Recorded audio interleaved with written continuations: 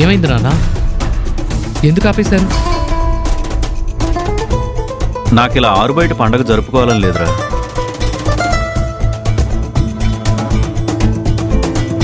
మరి లోపలికెళ్దాం.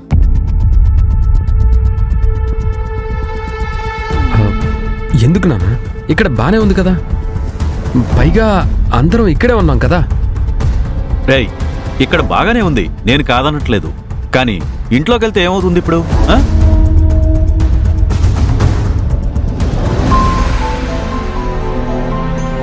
అది మావయ్య, ఎక్కువ మంది ఉన్నాం కదా, ఇక్కడే బాగుంది, సరిపోతుంది.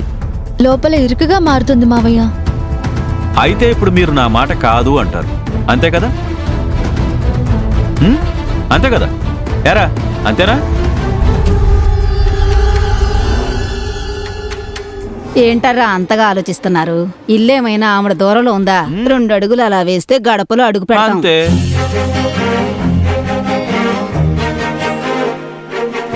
గడప బయట జరుగుతుందేదో గడప లోపల చేద్దాం అంటున్నాను, అంతే కదా? దానికి ఎందుకురా అంతలా ఆలోచిస్తున్నారు?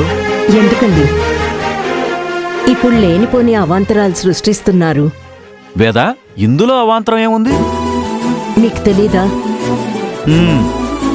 వచ్చిన వాళ్ళకి తెలీదు, కాస్త వాళ్ళకి తెలిసేలా చెప్తావా?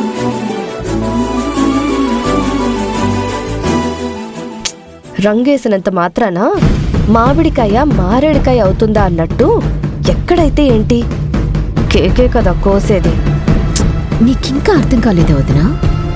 ఇంటి లోపలైతే ఆమె గడప దాటి అడుగు లోపల పెట్టేలా చేయాలనేది పెద్దనాన్న ప్లాన్.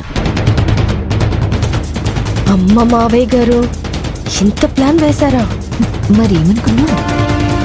ఏంట్రా అందరూ అలా చూస్తున్నారు? పదండి, లోపలికి పదండి అందరూ. అమ్మా పదండి. రేయ్ రాజు, శ్రీకర్ పదండ్రా. రాహుల్ పద. వేద పద.